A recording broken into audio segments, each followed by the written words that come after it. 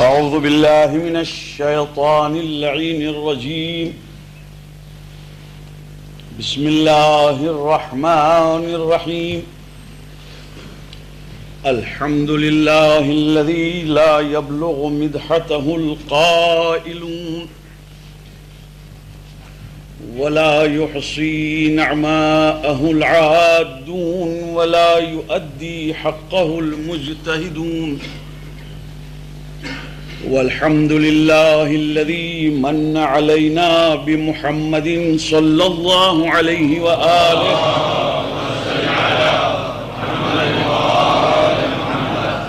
وبآله الطيبين الطاهرين المعصومين، واللعنة الدائمة على أعدائهم ومبغضيهم وغاصبي حقوقهم من يومنا هذا إلى يوم الدين. أما بعد، فقد قال الله سبحانه تبارك وتعالى في الكتاب المجيد والفرقان الحميد: بسم الله الرحمن الرحيم. ونفس وما سواها فألهمها فجورها وتقواها، قد أفلح من زكاها وقد خاب من دساها. صلوات پر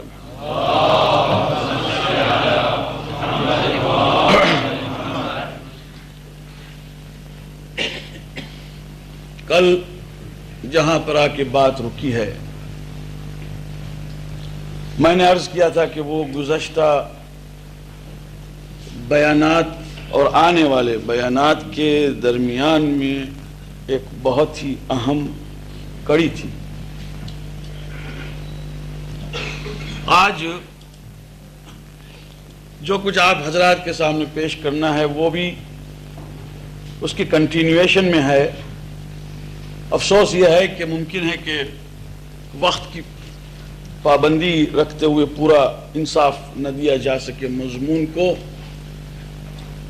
تو پھر انشاءاللہ تعالی دوسری راتوں میں. عرض کرنے کا مطلب یہ تھا کہ نفس انسانی، جس کو انسان کہتے ہیں، خداوند کریم یہ چاہتا ہے خصوصاً مسلمانوں سے کہ وہ اتنا بلند ہو کہ خداوند کریم کی رضا اور خوشنودی اس کی خوشنودی کے ساتھ ساتھ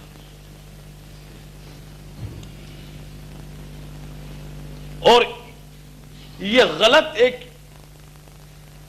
بہت ہی غلط امپریشن لوگوں کے ذہنوں میں ڈال دیا گیا ہے اور آج تک چل رہا ہے اور خوب چل رہا ہے کہ بھئی دیکھیے، ایک ہوتی ہے پرسنل لائف جس میں کسی کو حق نہیں ہے کہ دخالت کرے، پرسنل لائف، اور لوگوں نے اس طرح سے انسان کی زندگی کے دو حصے کر لیے، ایک پرسنل اور باقی ایک جو ہے وہ اجتماعی اور سوشل کیا کیا. تو جب کبھی کوئی ذاکر، کوئی عالم، کوئی ملا جب کبھی کوشش کرے بات کرنے کی کہ بھئی یہ نہ ہونا چاہیے، فوراً جواب ملتا ہے ملا صاحب یہ اس میں آپ انٹرفیئر نہ کیجئے، یہ پرسنل لائف. یہ کتنا زبردست اور ڈینجرس ڈیمارکیشن ہے. شراب پی رہا ہے کوئی، آپ نے جا کے کہا کہ میاں بند کر خدا کے واسطے، کہنے لگے دیکھیے اس میں نہ کیجئے، یہ ہے میری پرسنل لائف. ختم ہو گئی بات. وہیں سے امر بالمعروف کا راستہ توڑ دیا. جوا کھیل رہا ہے، آپ گھر پہ پہنچ گئے اس کے، میاں جوا کھیلنا حرام ہے، تباہی ہے، بربادی ہے. وہ کہتا ہے کہ جی یہ ہے خدا کے، آپ سب کچھ کہیے، ڈونیشن چاہیے میں دے دوں، چیک لکھنا ہے لکھ دوں، نماز پڑھنی ہے پڑھ دوں، جتنی کہیے اتنی پڑھ دوں، مگر اس میں آپ کچھ نہ کہیے، یہ ہے میری پرسنل چیز. تو جناب کہاں جا کر امر بالمعروف میں شروع کروں، آپ بتائیں مجھے، اگر یہ سب پرسنل ہی پرسنل ہے تو کہاں جا کر میں کسی کو کہوں کہ جناب یہاں ذرا رکیے، اس لیے کہ ہر بات پر وہ کہہ سکتا ہے کہ یہ پرسنل ہے۔ اور اسی پر شریعت نے کہا ہے کہ نفس انسانی، انسان کی انڈیویجول زندگی میں کوئی شے پرسنل نہیں ہے، ایک دوسرے سے لنکڈ ہے۔ اور اس پر پیغمبر اکرم صلی اللہ علیہ وآلہ وسلم خود ایک مثال دی ہے۔ یعنی کمال ہے کہ رسول اللہ کی خصوصیت میں ایک خصوصیت یہ ہے کہ چیز بیان کرتے تھے اور مثال اور اگزامپل اتنی سادہ دیتے تھے کہ سمجھنے والے اس زمانے کے اعتبار سے سمجھ جائیں۔ فرمایا کہ تو ایک عمل کرتا ہے، تو سمجھتا ہے کہ میں نے کیا ہے، بس ختم ہو کے بعد کہیں پر اس کا کوئی رد عمل، کوئی ری ایکشن نہیں ہے۔ تجھ کو نہیں معلوم کہ اس ایک عمل کے وہ کتنے اثرات کہاں کہاں پر پڑتے ہیں۔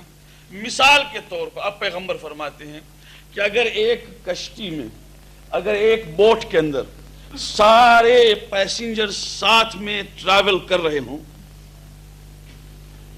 اور ایک پیسنجر اس بوٹ کے اندر بیٹھ کر سوراخ بنانا شروع کر دے، یعنی ہول، دریا میں جا رہے ہیں، سمندر میں جا رہے ہیں، یہ اپنی جگہ پہ بیٹھا اس میں ہول کر رہا ہے، اب دوسرے پیسنجر اس کو پوچھے کہ کیوں کر رہا ہے تو وہ کہہ سکتا ہے کہ یہ میری جگہ ہے، تیری جگہ نہیں ہے، اس کا ٹکٹ بھرا ہے بھائی، میں نے مفت نہیں بیٹھا ہوں، تو اپنی سیٹ پر بیٹھ، میں نے یہاں کے پیسے بھرے ہیں، تو اپنی سیٹ پر بیٹھ and mind your own business. اور وہ سوراخ کرتے جا۔ پیغمبر فرما رہے ہیں یہ بلا پوری کشتی میں اب بیٹھنے والوں کا کیا حال ہوگا، سب دوڑ کے آئیں گے اس کے پاس کہ میاں جگہ تیری ہے، اس میں شک نہیں، وہ سوراخ بھی تو کر رہا ہے، اس میں شک نہیں، کشتی میں ہم سب سوار ہیں، اگر اس سے پانی کشتی میں آ گیا تو بھی ڈوبے گا اور پوری کشتی کو ڈبوئے گا، تیرے اس عمل سے پوری کشتی کو گویا تو برباد کر دے گا۔ پیغمبر فرماتے ہیں یہ معاشرہ اور یہ سماج انسانیت کا اتنا ایک دوسرے سے پیوستہ ہے کہ اگر کہیں پر ایک نے شروع کیا وہ پورے معاشرے کو تباہ کر دے، یہ پیغمبر نے فرمایا۔ اور اسی لیے میں کہتا ہوں کہ سب سے اہم ضرورت، بہت سی باتیں ذہن میں ہیں مگر سب کو چھوڑتے ہوئے آج بہت ہی امپورٹنٹ شے جو میں پیش کرتا ہوں وہ بزرگوں کے لیے نہیں ہے، وہ میرے نوجوانوں کے لیے ہے، اس لیے کہ اسی سے حسین اور حسینیت سمجھ میں آئے۔ اور یہ جو اتنی محنت، یعنی آج لندن میں کم سے کم 12 جگہوں پر زبردست مجلسیں ہو رہی ہیں، یعنی وہ جو مختصر اٹینڈنس کی مجلسیں اس کا حساب کسی کے پاس نہیں ہے، جس کو مین مجلس کہیے 12 ہو رہی ہیں، ابھی دن سے شروع ہوئی 11 بجے سے لندن میں جناب، جہاں ایک مجلس کو ڈھونڈنے کے لیے لوگ گلیوں میں پھرتے تھے، آج یہاں صبح 11 بجے سے لے کر روزانہ 12 دن محرم، 10 دن محرم، رات کے 12 بجے تک ماشاءاللہ 12 مجلسیں ہو رہی ہیں۔ یہ ساری محنت صرف اس لیے ہے میرے دوستو، کسی رسم کو ادا کرنے کے لیے نہیں ہے، حسینیت کے درس کو پہنچانے کے لیے۔ اور اگر اس میں ہم نے نہیں کیا کام تو جناب پھر مولا کو کل قیامت میں بہت سے جوابات دینے کے ہوں گے کہ بھئی ایک انسٹیٹیوشن میں نے قائم کر کے دیا تھا، اس کا تم نے وہ فائدہ نہیں لیا۔ لہذا سنیے، سب سے بڑی چیز اور نفس کے لیے یہ ہے کہ اس کا اخلاق، جس کو ہیومن بیہیویئر کہتے ہیں، وہ صحیح ہو، بس سب سے بڑی چیز ہے خلق۔ امیر المومنین علی بن ابی طالب صلوات اللہ وسلم علیہ سے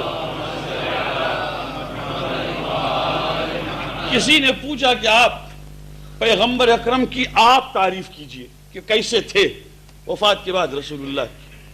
آپ نے فرمایا پیغمبر کی زندگی قرآن، قرآن دیکھ لو، یہ پیغمبر کی لائف۔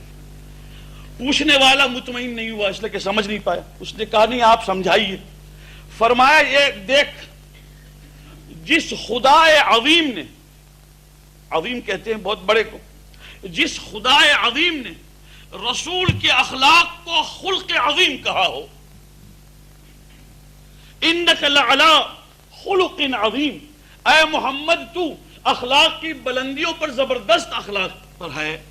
جس خدا زبردست نے رسول کے خلق کو زبردست کہا ہو، اس رسول کے متعلق آپ کیا کہیں گے؟ اسی لیے جب تشریف لائے، دنیا جانتی ہے کہ نماز کا حکم بعد میں آیا، روزے کا حکم بعد میں آیا، حج و جہاد کا حکم بعد میں آیا، مگر آتے ہی فرمایا بعثت لأتمم مکارم الاخلاق، میں بھیجا گیا ہوں کہ میں اخلاق کو بلندیوں تک پہنچا۔ اور مسلمانوں میں اور سب سے بڑی تکلیف آج یہ ہے کہ نفس بیمار ہے میرے دوستو، نفس۔ جس طرح جسم بیمار ہوتا ہے، نفس بھی بیمار رہتا ہے، اور ان بیماریوں کے علاج کی طرف کوئی ہمیں توجہ نہیں دے رہا۔ اور جتنے بھی مسلمانوں کی مصیبتیں ہیں وہ اسی سے ہے میرے دوستو کہ نفس مسلمانوں کا بیمار ہو گیا۔ اخلاق ہمارا گر کے، بیہیویئر ہمارا ٹوٹ کے، اس کے سٹینڈرڈ، ہم اس منزل پر پہنچے ہیں کہ معاف کیجیے اگر میں اس لفظ کو استعمال کروں کہ کہیں پر مسلمانوں کے اخلاق میں بہیمیت، جانورانہ انداز دکھائی دیتا۔ ایسے میں وہ کہاں آگے بڑھے؟ تو پیغمبر نے فرمایا کہ ایک اعتدال کی ضرورت ہے۔ جیسے کھانے پینے میں، رہنے سہنے میں اگر ایکسٹریم میں چلے جائیں تو بدن کو نقصان ہوتا ہے، ویسے ایکسٹریم میں جانے سے نفس بھی بیمار پڑتا ہے۔ فرمایا ایک اعتدال رکھو، اور اسی کو امام زین العابدین علیہ السلام نے اپنی دعا میں،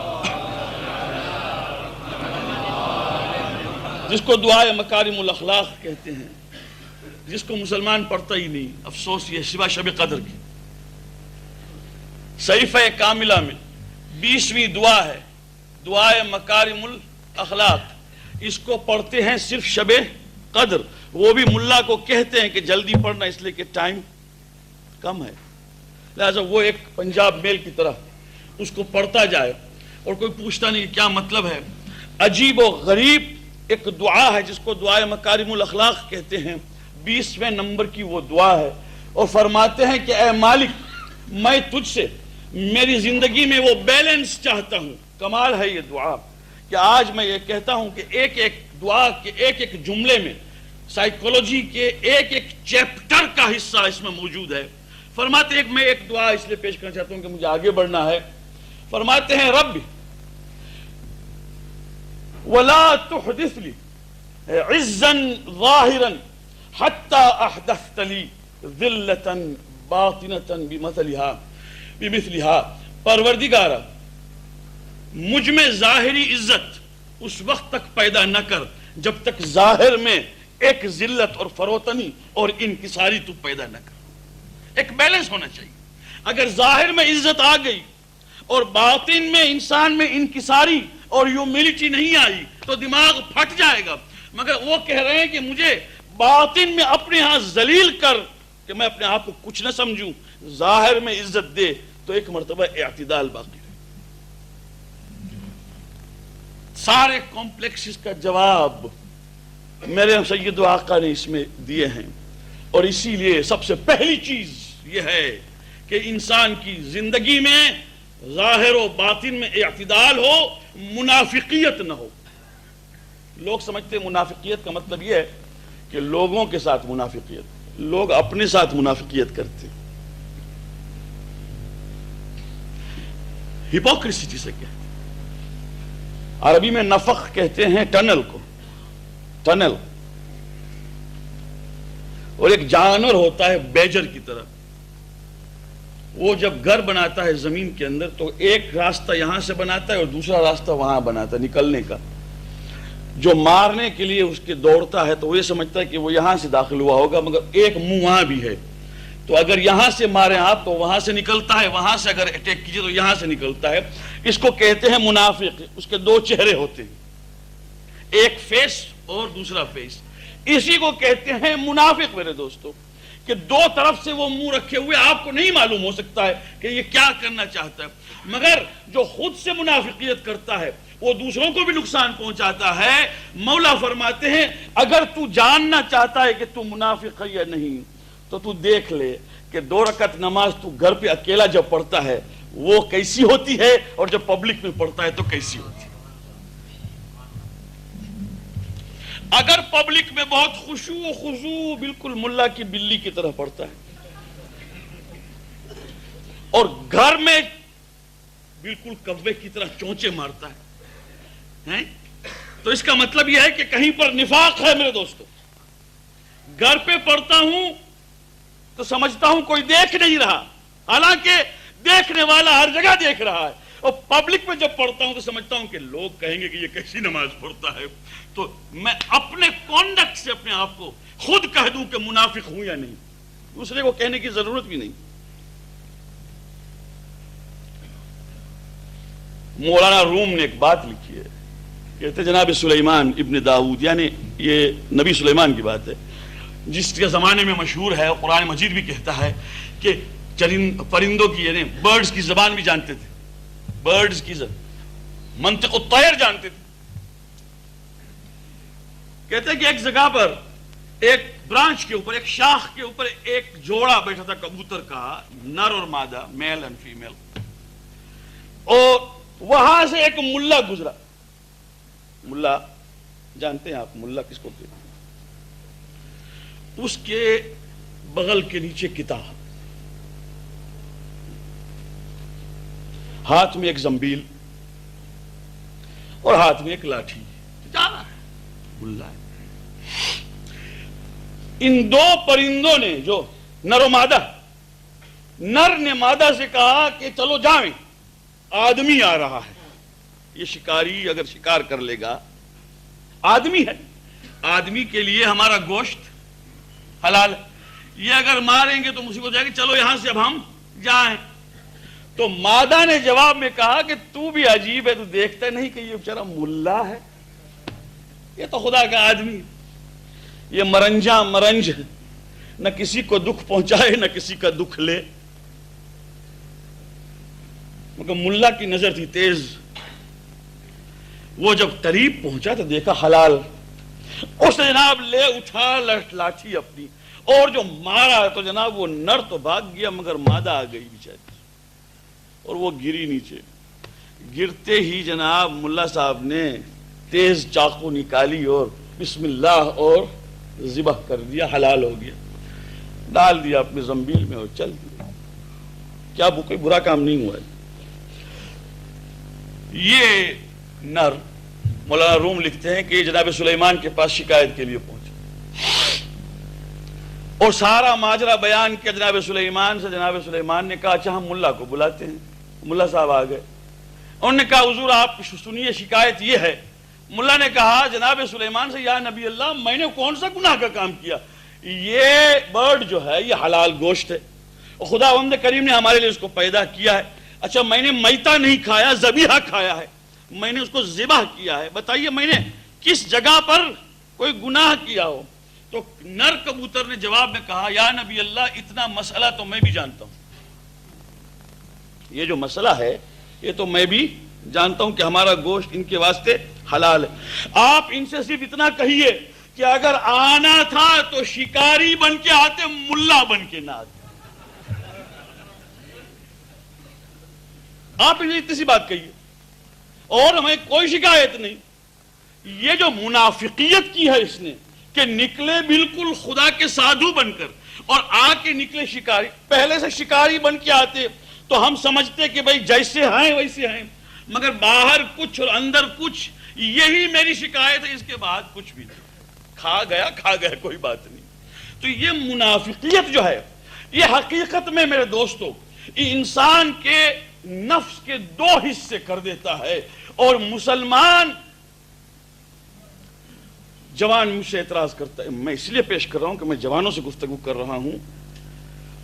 जवान आके कहता है, और आज से भी कहता होगा, आप हजरात बुजुर्गों से भी कहता होगा कि भाई हम नमाज नहीं पढ़ते चली, मगर हम अच्छे हैं उन नमाजियों से जो दूसरों का माल हजम करते।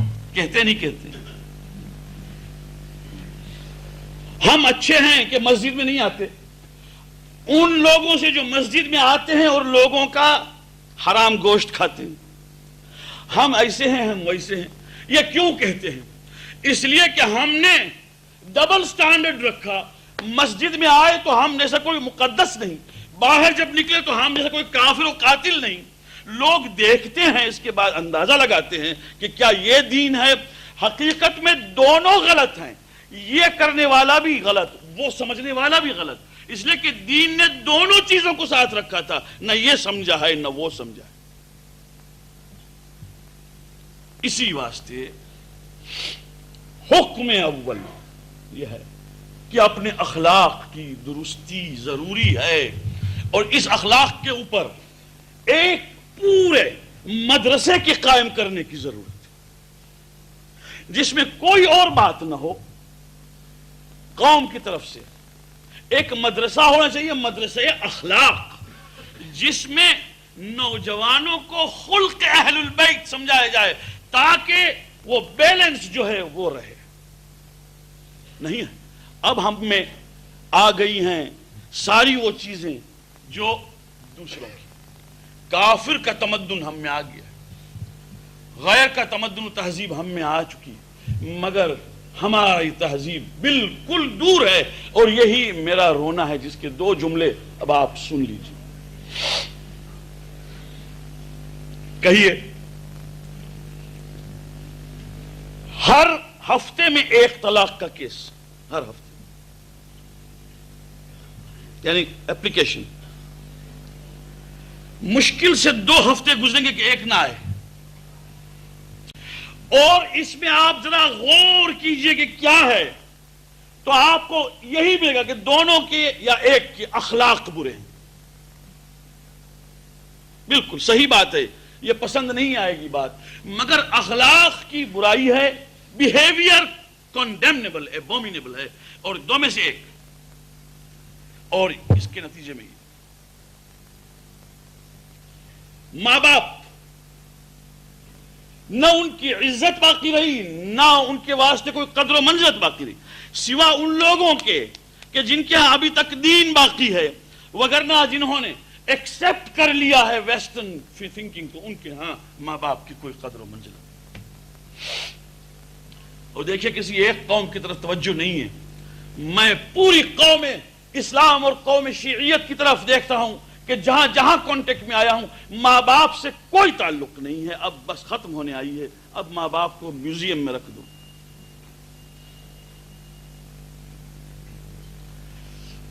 दो पार्टनर आपस में बिजनेस शुरू करते हैं, ये वो कला बैठे हैं, वकील बेहतर जानते हैं, मगर मैं तो अर्ज करता हूं, दो वकील, दो बिजनेसमैन पार्टनरशिप में जब आते हैं तो भाईचारे और मोहब्बत के बहाने से पार्टनरशिप करते हैं, और जब तोड़ते हैं तो एक दूसरे के ऊपर इतनी तोहमतें करते हैं कि वल्लाह दुनिया का कोई कोर्ट जो है वो इन चीजों का फैसला नहीं कर सकती।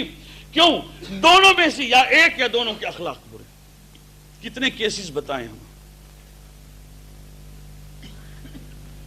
ये कौम की हालत है मेरे दोस्तों, और ऐसे में हम ये समझते हैं कि हम बहुत आगे बढ़ रहे हैं, और कौम का अखलाकी मेयार जो है वो डिजेनरेट होता चला जा रहा है। और हम समझते हैं कि ये सब पर्सनल है। एक शराब पीने वाला जब शराब पीता है तो पर्सनल है। मेरे बुजुर्ग को कहिए, शराब पी उसने, और इसके बाद न बीवी का ख्याल न बच्चों का ख्याल। कहां गया वो आदमी? आएगा आपके पास, उसकी बीवी दौड़कर कहां आएगी? प्रेसिडेंट साहब के पास आएगी, बुजुर्ग के पास आएगी, हुजूर मेरे घर को बचाइए तबाही से। आप कहिए पर्सनल लाइफ है। अफेक्ट हुआ उसकी बीवी को, उसके बच्चों को, वहां से कौम में बात आई। अब कौम के लोग वहां जा रहे हैं उसके पास, भाई तेरा घर बर्बाद हो रहा है। अच्छा, वो बीवी किसी की बेटी है, उसका घर बर्बाद हो रहा है, بھئی تو کیا کر، تیرے بچے ہیں، کتنے لوگ اس سلسلے میں صرف ایک بری عادت میں برباد ہوئے. جوا کھیلنے والے یہ سمجھتے ہیں کہ ہم یہ موجا کو بیلی کھیل رہے ہیں، 1 سے 2 مل رہا ہے، یہ ہم پاس ہو جائیں گے. یہ سمجھتے نہیں ہیں کہ یہ بربادی کا پہلا زینہ ہے. اور میں صحیح کہتا ہوں کہ ہمارے ہاں ایک ملا صاحب تھے جو مجلس پڑھتے تھے اور کہتے تھے جوا نہ کھیلو. تو ہم لوگ تو بہت چھوٹے تھے، جو ہم سے بڑے تھے وہ باہر نکل کے کہتے تھے آچھے نے نتھی برابر. یہ ملا جو ہے یہ ہی is not living in 20th century. یہ کہتے تھے، وہ بوڑھا بیچارہ ملا تھا، وہ کہتا تھا بھائیو بھائی چھوڑو، پیغمبر نے لعنت کی ہے اس پر، تمہاری زندگی خراب ہو جائے گی. نہیں، مگر وہ مر گئے ملا صاحب، تو زندگی ختم ہو گئی. یہ جو کہتے تھے کہ ملا صاحب کا دماغ ٹھیک نہیں ہے، یہ بھی بڑھتے بڑھتے ایک منزل پر پہنچے عمر کی. تو اب ہم ذرا جوان ہو گئے تھے، تو کبھی کبھی ان کی محفل میں ہم بیٹھتے تھے کہ اب بوڑھوں کے ہاں بیٹھ کے کچھ سیکھیں گے. تو وہ ہم سے کہتے تھے کہ تمہیں یاد ہے فلاں ملا جو کہا کرتا تھا کہ جگار مت کھیلو؟ میں نے کہا ہاں یاد ہے. اس وقت ہم مسخرہ کرتے تھے. آج میں تم سے میری آپ بیتی کہوں، واللہ وہ ملا سچا تھا. میں نے کہا ملا کیا سچا ہوگا، رسول اللہ سچا تھا. حقیقت یہ ملا تو کہتا ہے جو رسول اللہ نے کہا کہ بھائی میں، اب وہ خود کہہ رہا ہے، میں ایک بزنس مین، باقاعدہ مجھے شام کے 4 بجے میرے سیلس مین آ کے مارکیٹ کی رپورٹ دیں. مینوفیکچرر ہیں، سیلس مین جائیں نا بازار میں، مارکیٹ کی رپورٹ شام کو 4 بجے آئے، 5 بجے آئے. مجھے بیٹھنا چاہیے آفس میں کہ مارکیٹ رپورٹ لوں تاکہ کل کے آرڈرز وغیرہ. مگر نہیں، ملا صاحب خدا گواہ ہے کہ 4 بجنے کے باقی 2 منٹ ہوں تو میں بالکل اسی طرح سے گھڑی کو دیکھتا تھا جیسے روزے دار افطار کے وقت دیکھتا ہے. 4 بجے چیک ڈالا جیب میں اور جوا کھیلنے کے لیے تھا. برج، ستیو پیس، فلیش، جا رہے ہیں کھیلنے کے لیے. یہ خود نے کہا. اور وہاں پہنچے اور جناب جو کچھ بھی چپس میں جیتے ہارے وہ سارا چیک لکھ کے، اور اگر ہفتہ آ گیا درمیان میں، سیٹرڈے گولڈن نائٹ، تو جناب دوپہر کے 2 بجے سے کھیل رہے ہیں. اور جب ملک مین صبح کو دودھ لینے کے لیے ممباسے میں 4 بجے گھر میں آتا تھا تو دودھ دینے والے کے ساتھ یہ بھی گھر میں داخل ہوتا ہے. بیوی سوئی ہوئی ہے، بچے سوئے ہوئے ہیں، دن بھر کھیلا ہے، رات بھر کھیلا ہے، اب صبح آ رہا ہے. کہتا تھا کہ بھائی میں برباد ہو گیا، اگر ہوا تو صرف جوا کھیلنے میں. مگر اس وقت سمجھ میں نہیں آئی، اب سمجھ میں.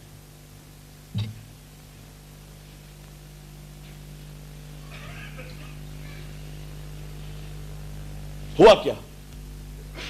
اب یہ بزنس مین کی کمیونٹی ہے نا، اس کی مینوفیکچرنگ پلانٹ بند ہوئی، اس میں 15 آدمی کام کرنے والے ریڈنڈنٹ ہو گئے، بیوی پریشان ہو کے دیوانی سی ہو گئی، اولاد باپ کے رشتے بھول گئے. اتنا غم ہوا اولاد کو، اتنا غم ہوا کہ جوانی میں مر گئے جی. اور پورا بزنس جو ہے وہ ختم ہوا. ایک جواری خود سمجھتا ہے کہ میں پرسنل لائف میں کھیل رہا ہوں، اس نے اپنے خاندان کو بھی برباد کیا اور ساتھ میں دوسرے کام کرنے والوں کو بھی برباد کیا. اور یہ پرسنل ہے. آپ جب ڈرائیو کرتے ہیں سینکڑوں گاڑیوں میں، کہیے کہ یہ گاڑی میری ہے، لائسنس میرا ہے، اسٹیئرنگ روڈ میرا ہے، جیسے چاہوں گا کروں گا، مر جائیں گے. خیال رکھنا پڑتا ہے ہر ایک کا کہ بھئی کون کہاں سے آ رہا ہے، مجھے کہاں رکنا چاہیے، مجھے کہاں بڑھنا چاہیے، تاکہ نہ کسی کو نقصان پہنچاؤں نہ مجھے نقصان پہنچے. بالکل زندگی وہی تو ہے میرے دوستو، کوئی شے پرسنل نہیں. تو اس سماج کو برقرار رکھنے کے لیے اب 2-4 باتیں پسند نہیں آئیں گی، میں نے پہلے سے کہا تھا، مگر کیا کروں کہ اگر میں نہیں کہتا تو میں دیکھ رہا ہوں اور آپ بھی دیکھ رہے، آہستہ آہستہ. کیوں کہہ رہا ہوں؟ اکتوبر 1991 میں اس کو بلا کسی جھجک کے اور بلا کسی پس و پیش کے میرے بزرگوں کے سامنے معافی مانگ کے کہنا پڑتا ہے مجھے، بیٹھے وہاں بھی یہاں بھی، کہ یہ مجھے نہیں کہنا چاہیے مگر کیا کروں۔ میں کہتا ہوں اکتوبر 1991 سے جس قسم کا ٹیلی ویژن پروگرام انگلینڈ میں شروع ہونے والا ہے، جو رات کے 12 بجے کے بعد دکھائی دے گا، آفٹر مڈ نائٹ، اور جس کو دکھاتے وقت اس کے اوپر ریڈ کراس بھی ہوگا پہلے سے کہ یہ ریڈ کراس ہے، اور اس پہ لکھا ہوا ہوگا not to be viewed by under 16s۔ یہ شروع ہونے والا ہے جس میں پورنوگرافی کی اجازت دی گئی ہے، مگر اتنے فرق کے ساتھ کہ یہ لائٹ پورنوگرافی ہے، ہارڈ نہیں۔ اب لائٹ کیا ہے، ہارڈ کیا ہے، وہ آپ لوگ خود جانیں۔ اور not to be viewed under 16، جب خدا کا حکم نہیں مانتے تو ٹیلی ویژن والوں کا حکم مانیں گے۔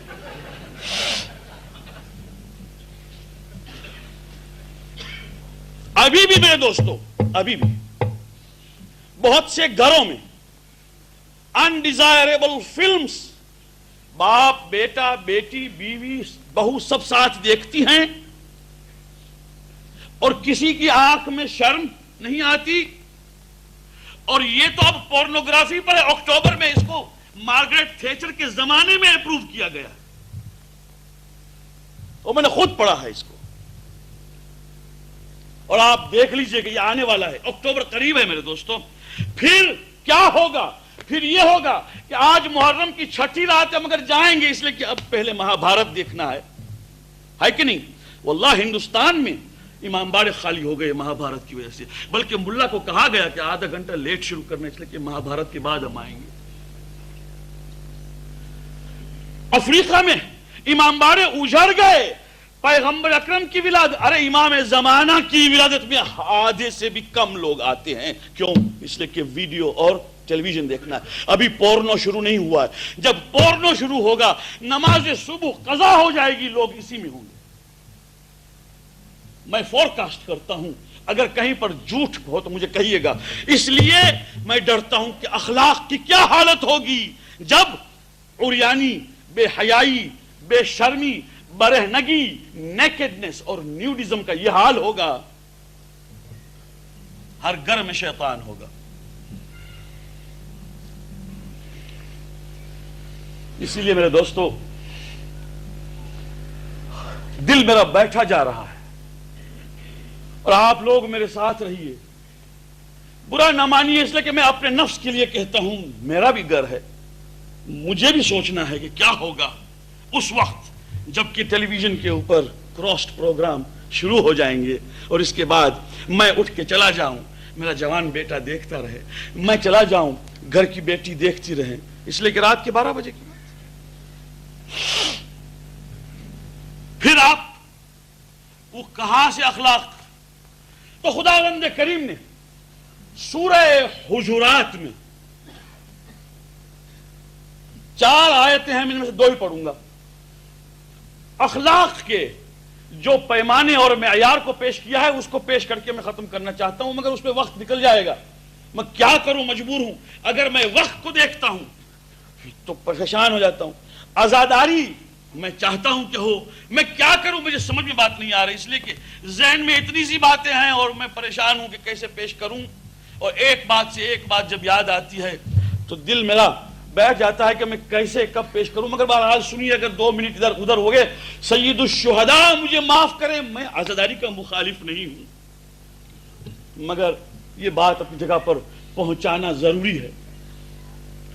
خدا فرماتا ہے بیلنس سوسائٹی کے لیے، یا ایھا بسم اللہ الرحمن الرحیم، یا ایھا الذین آمنوا لا یسخر قوم من قوم عسى ان یکونوا خیرا منہم ولا نساء من نساء عسى ان يكن خيرا منهن ولا تلمزوا انفسكم ولا تنابزوا بالالقاب بئس الاسم الفسوق بعد الايمان ومن لم يتب فاولئك هم الظالمون۔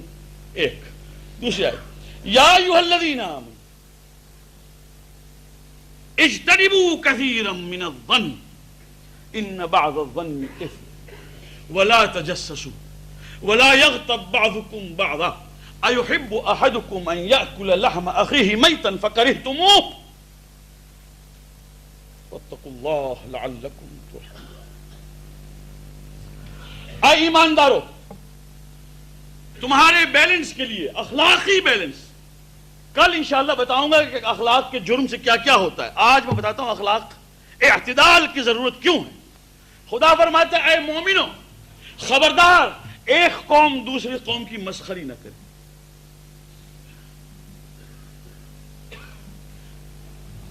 قوم سے مراد کمیونٹی نہیں ہے جناب، فیملیز بھی آپس میں مسخریاں کرتی ہیں.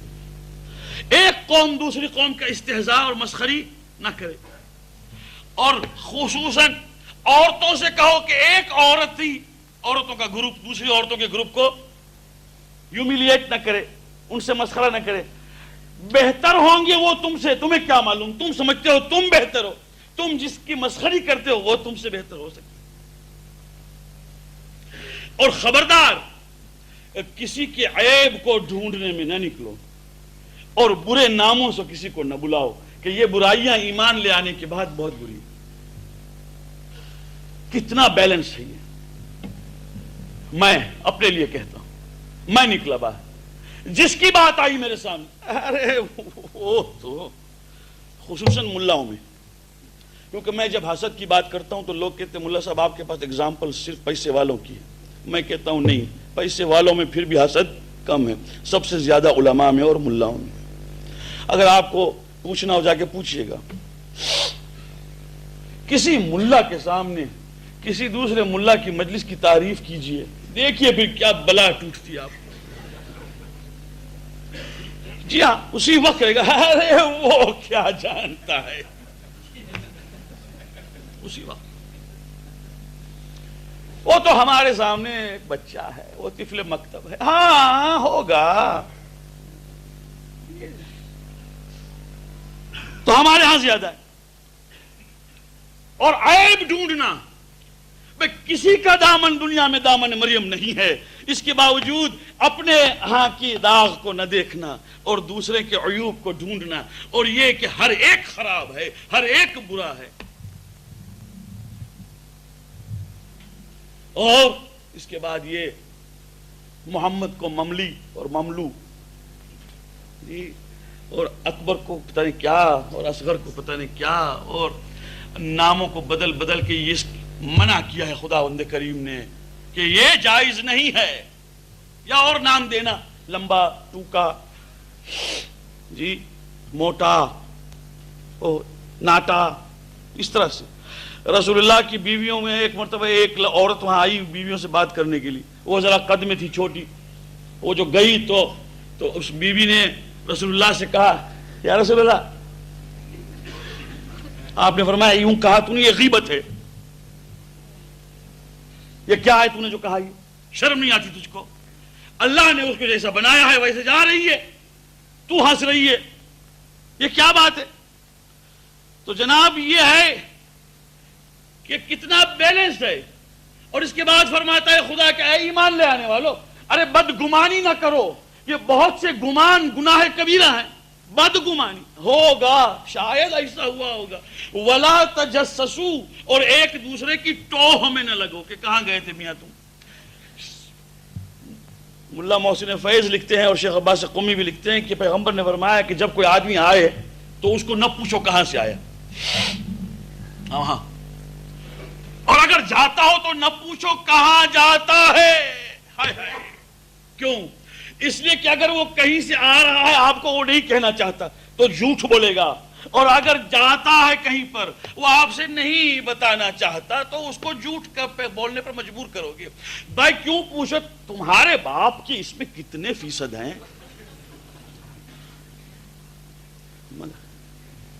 کہاں سے آئے تم؟ کتنے بجے گھر سے نکلے؟ اب کہاں جا رہے ہو تم؟ ولا تجسسوا. اور میں ایک بات ہمیشہ کہا کرتا ہوں، اب کیا بتاؤں کہ مجھے کہنا پڑتی ہے وہ باتیں، اس لیے کہ یہ مجمع پھر کہاں. بھائی ہمارے ہاں ملاؤں میں یہ ہے کہ اگر کوئی شخص کسی کے پیچھے نماز نہیں پڑھتا تو لوگ سمجھتے ہیں کہ ہم نے اس ملا کا انسلٹ کیا ہے کہ ہم اس کے پیچھے نماز نہیں پڑھتے. وہ سمجھتے نہیں ہیں کہ بھئی نماز پڑھانے والا نیت نہیں کرتا ہے نماز پڑھانے کی الا نماز جمعہ میں. باقی جتنے نمازیں ہیں اس میں نماز پڑھانے والا نماز پڑھنے کی نیت کرتا ہے, پڑھانے کی نہیں. اگر وہ پڑھانے کی نیت کرے تو اس کی نماز باطل ہے بھائی. تو کوئی پڑھے نہ پڑھے اس سے کیا سروکار ہے. مگر جناب کبھی کبھی ملا بھی بگڑتا ہے کہ ہاں فلاں کیوں نہیں پڑھتا. تو ایک آدمی تھا شہر میں مشہور تھا, اس نے ملا کے پیچھے نماز پڑھنا چھوڑ دی. تو اب اس کے بعد ملا نے جا کے پوچھا آپ کیوں نماز نہیں پڑھتے. کہا ملا صاحب میں آپ کو کیا بتاؤں, آپ نے جو گناہ کیا ہے وہ کوئی نہیں کرتا. وہ کیا کیا؟ کہا میں نماز پڑھنے کے لیے جب آیا ظہر کی, آپ نہیں تھے مسجد میں, تو میں نے سوچا کہ یہ کہاں ہے ملا. تو آپ کا گھر جو قریب تھا میں نے دریچے میں دیکھا یوں, تو میں نے جو دیکھا ہے وہ اللہ اللہ. کیا دیکھا تو نے؟ ملا صاحب گھبرا گئے, کیا دیکھا؟ کہا میں نے یہ دیکھا کہ آپ وضو کر رہے تھے اور آپ کی بیوی سامنے سے آئیں, تو آپ نے وضو کا پانی ان کے چہرے پر چھڑکا. لا الہ الا اللہ, ملا ایسا کر سکتا ہے؟ تو میں نماز نہیں پڑھ سکتا ہوں آپ کے پیچھے. آپ نے پانی چھڑکا بیوی کے چہرے پر, لا حول ولا قوت, ایسا مخول کرتے ہیں. ملا ایسا کام نہیں کرتا. ملا کو معلوم کیا سمجھتے ہیں. تو ملا صاحب نے بٹھلا کے کہا میرے دوست بیٹھ, یہ جو میں نے پانی چھڑکا ہے وہ میری بیوی پر, تیری بیوی پر نہیں, کسی کی بیوی پر نہیں, میری. یہ تو مانتا ہے ٹھیک. پیغمبر نے فرمایا گھر کے اندر اپنے گھر والوں کے ساتھ محبت اور ملاطفت سے پیش آنا ثواب ہے, جہاد ہے. تو یہ تو میری بیوی تھی, بہرحال میں نے پانی چھڑکا. تو یہ بتا کہ کس نے جائز قرار دیا ہے کہ کسی کے گھر میں یوں دیکھ اور وہ بھی کسی کی بیوی کو دیکھ, یہ بتا. تو معلوم یہ ہوا کہ آپ کی آنکھ کا کانٹا دکھائی دیتا ہے اور میری آنکھ میں شہتیر دکھائی نہیں دیتا.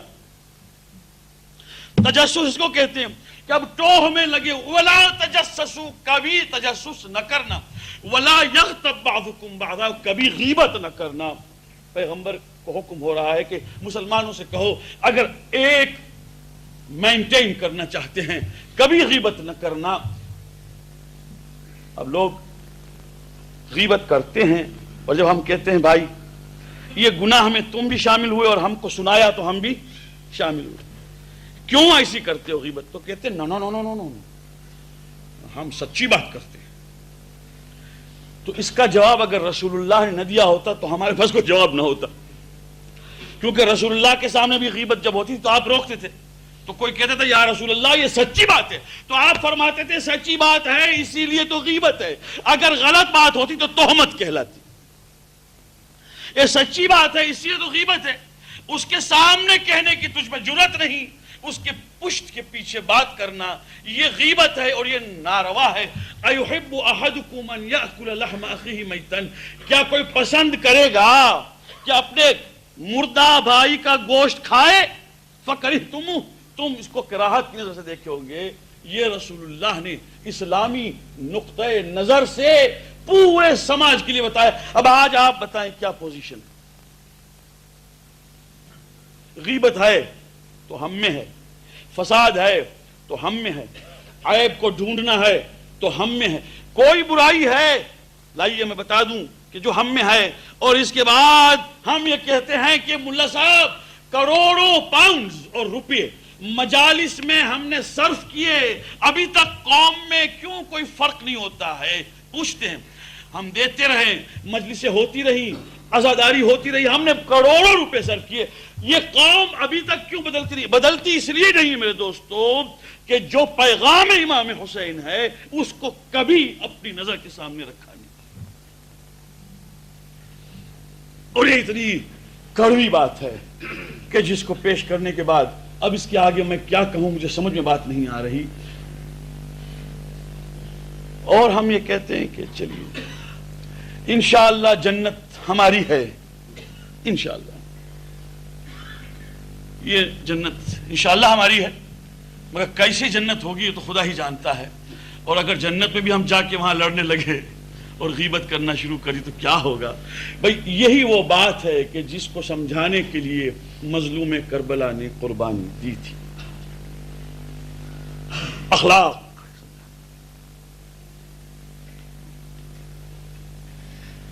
مصائب کا بیان پڑھنا ضروری ہے اس لیے کہ مال مجلس ہے، اور آج جو پرسہ دینا چاہتا ہوں وہ اس کو دینا چاہتا ہوں کہ جس نے اگر مقصد حسین کو سمجھایا نہ ہوتا تو شاید ہم تک وہ بات نہ پہنچتی. اس لیے کہ مظلوم کربلا کا رول، امام حسین علیہ السلام کا کام اس وقت تک ختم ہو رہا ہے جبکہ سر مبارک نیزے پر آ گیا. کربلا، مگر اس کربلا کو سمجھانا اور کربلا کے واقعے کی حقیقت کو پیش کرنا یہ اب شروع ہو رہا ہے. کربلا سے کوفہ اور کوفہ سے شام، اور یہ کام جس نے پورا کیا ہے اس کا نام ہے زینب. دربار یزید میں کھڑی ہو کر حسین ابن علی کی شہادت کو سمجھانا یہ فاطمہ کی بیٹی کا کام تھا، اور انہی نے کہا تھا کہ اے یزید ایک مقصد تھا، حسین انسانیت بدلنے کے لیے، زندگی کو ایک معیار دینے کے لیے، ایک سٹینڈرڈ دینے کے لیے، اخلاق محمدی کے لیے دنیا سے نکلے ہیں، اور جب تک حسین کا نام رہے گا اخلاق محمدی کا پیغام رہے گا. دو بیٹے جناب زینب کے کربلا میں ہیں، ایک عون اور ایک محمد. اب تاریخ یہ کہتی ہے کہ عون آپ ہی کے فرزند تھے، محمد عبداللہ ابن جعفر کی دوسری بیوی کے فرزند تھے. کچھ بھی ہو مگر دونوں جناب زینب کے پالے ہو. کربلا میں چونکہ نابالغ پر جہاد واجب نہیں تھا، واجب تھا بالغوں پر، اسی لیے علماء نے ہم سے کہا ہے کہ جب کبھی مصیبت کا بیان پڑھو تو کبھی نہ کہنا کہ مولا نے کسی کو روکا. اگر وہ بالغ تھے تو نہیں روکا، نہ علی اکبر کو روکا نہ عباس کو روکا، روکا نہیں اس لیے کہ بالغ ہے اور جہاد واجب. ہاں روکا کس کو ہے؟ قاسم کو روکا ہے، اور اون و محمد کو روکا. جب اون و محمد آئے ہیں اور کہا مامو جان اجازت دیجیے، اماں نے بھیجا ہے. ایک مرتبہ دیکھا اون و محمد کو اور مظلوم کربلا رو پڑے اور کہا میں جانتا ہوں بہن چاہتی ہیں کہ ان کی نشانیاں بھی کام آ جائیں، مگر بچوں تم بہت ہی خردسال، تم بہت ہی چھوٹے ہو، جاؤ اپنی ماں کی خدمت میں رہو. بچے واپس آئے، کچھ کہہ نہ سکے. آئے اماں نے کہا اون و محمد یعنی جعفر طیار کے پوتے، اور چلے آئے واپس. کیا بات ہے؟ کہا مامو جان نے یہ کہا. زینب اٹھی اور جناب امام حسین علیہ السلام خیمے میں اس وقت قرآن کی تلاوت فرما رہے تھے، کوئی آیت دیکھ رہے تھے کہ زینب داخل. بس یہ دیکھنا تھا کہ فاطمہ کی وارثہ آئی ہیں. امام حسین نے قرآن مجید رکھا اور کہا خیر تو ہے بہن. کہا بھیا یعنی آپ ہمارا ہدیہ بھی قبول نہیں کریں گے؟ کیا آپ نہیں چاہتے کہ ہم بھی قیامت کے دن سرخرو ہوں؟ آپ اجازت دیجیے اون و محمد کو کہ ہم نے ان کو آپ کے واسطے پیش کیا ہے. بس یہ کہنا تھا کہ اون و محمد کو اجازت دیے. مجھے معتبر کتابوں میں جتنا ملتا ہے وہ پیش کرتا ہوں، اور وہ یہ ہے کہ اون و محمد جب گئے ہیں بس رونے کے لیے اتنا ہی کافی ہے. اور جو چیزیں مجھے نفس المحموم میں شیخ عباس قمی علیہ الرحمہ کے ہاں ملی ہے وہی پیش کروں گا، اور اس کے بعد جو مجھے کہنا ہے وہ مگر رونے کے لیے اور غم کے لیے اتنا ہی کافی ہے کہ یہ دونوں بچے جب گئے ہیں تو دونوں کو الگ الگ حلقے میں گھیر لیا گیا. الگ الگ حلقے. کیوں؟ اس لیے کہ ابن سعد نے کہا یہ بچے ہیں، ان کو پوری قوم اور پورے لشکر کا سامنا کرنے کی کیا ضرورت ہے؟ ایک حلقہ اور ایک گول صف اس کو اور ایک اس کو، دونوں کو ختم کر سکتا ہے. چنانچہ حلقے دو ہو گئے اور بچوں پر وار پر تلوار کے وار ہونے لگے. جب تلوار کے وار ہونے لگے اور بچے جب گھوڑے پر سے زمین پر آنے لگے تو ایک آواز سنائی دی، واہ اماں واہ اماں، اے مامو جان اے مامو جان. اس کے بعد آواز ختم ہوئی، حسین نے آواز سنی، اس کے بعد جو حسین نکلے ہیں. بس دوستو تو اس وقت کے لیے شیخ عباس قمی کہتے ہیں کہ پھر جو آواز آئی وہ اس طرح سے آئی، واہ اماں واہ اماں واہ اماں، جیسے کسی کی سانس اب ٹوٹ رہی ہو۔ حسین اس وقت پہنچے ہیں جب ادھر کے گھوڑے ادھر اور ادھر کے گھوڑے ادھر، اون و محمد کے لاشوں کو جب پامال کر چکے دشمن، اس وقت حسین پہنچے ہیں۔ بچوں کو دیکھا اور حسین چلے آئے۔ جب خیمے کے پاس پہنچے تو فضا کھڑی تھی، کہا فضا زینب سے اتنا کہہ دو کہ بچے کام آ گئے۔ ادھر فضا نے کہا، ادھر جناب زینب نے مصلی بچھایا، سجدہ کیا اور کہا پالنے والے شکر ہے کہ ہماری قربانی بھی ہے، تو اسے قبول کر۔ اس کے بعد اب کوئی روایت آپ نہیں دکھا سکتے، کوئی روایت آپ دکھا نہیں سکتے کہ جہاں پر زینب نے اون محمد کے نام کا نوحہ کیا، کوئی نہیں دکھا، نہ کربلا میں، نہ کوفہ میں، نہ شام میں۔ جب بھی نوحہ کیا ہے زینب نے تو واہ حسینہ واہ اکبرہ واہ اصغرہ واہ عباسہ کہا ہے، مگر اون محمد کا نام نہیں لیا۔ یہاں تک کہ شام میں جب یزید نے وہ 2 چھوٹے چھوٹے سر بھیجے، سارے سر شہداء کے آئے ہیں، جناب زینب نے اٹھ کر حسین کے سر کو سنبھالا، ام کلثوم نے عباس کے سر کو سنبھالا، ساری بیویوں نے اپنے اپنے وارثوں کے سر سنبھالے، 2 چھوٹے چھوٹے سر قید خانے میں رہ گئے۔ پوچھنے والے نے پوچھا کیا کربلا میں ان بچوں کی کوئی ماں نہ تھی؟ جواب میں کہا گیا خاموش، یہ زینب کے نونہال ہیں، یہ اون و محمد ہیں، اماں نے ان کے سروں کو نہیں سنبھالا، خاموش ہیں۔ مگر دوستو بس جب کربلا سے کوفہ اور کوفہ سے شام اور شام سے رہائی پا کر جب زینب مدینہ آئی ہے، بس میں نے ختم کیا دوستو۔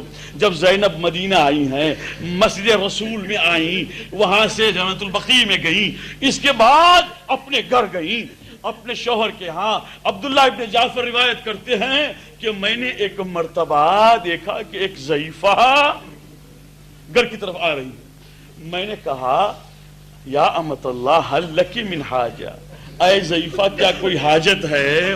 ایک مرتبہ پردہ الٹ کے کہا ابن عم زینب کو نہ پہچانا، سر کے بال سفید۔ ایک مرتبہ دیکھا اور کہا ابن عم زینب کو نہ پہچانا۔ اب جو گھر میں داخل ہوئی، خدا کسی ماں کو اجڑا ہوا گھر نہ دکھائے کہ ایک مرتبہ ادھر دیکھا ادھر دیکھا اور زینب کو اون و محمد یاد آ گئے، مگر بیٹھ کر ایک مرتبہ عبداللہ ابن جعفر کا ہاتھ سنبھال کے کہا ابن عم بیٹھو تو میں آج تمہیں اون و محمد کا پرسہ دوں کہ میں نے دونوں نونہالوں کو علی اکبر و علی اصغر پہ قربان